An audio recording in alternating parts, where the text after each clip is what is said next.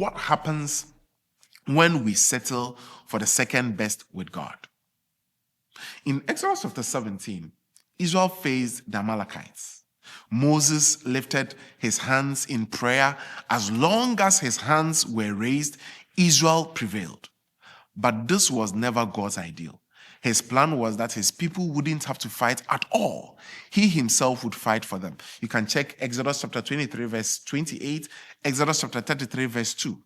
By Joshua chapter 6 at Jericho, Israel still marched, they shouted and acted, but it was God's power that toppled the walls. Their weapons didn't bring the victory. It was faith and obedience in God. So what's the difference between these two battles? In Exodus, Israel fought with swords, supported by Moses' intercession. At Jericho, their battle was simply walking in obedience and watching God's miracles unfold.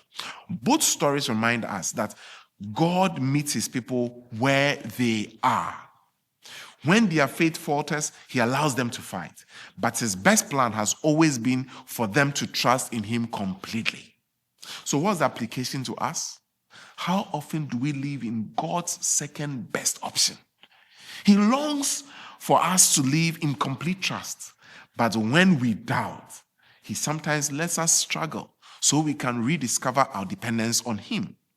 And the outcome of every battle still comes down to faith or unbelief. So, I have 3 take-home points for you.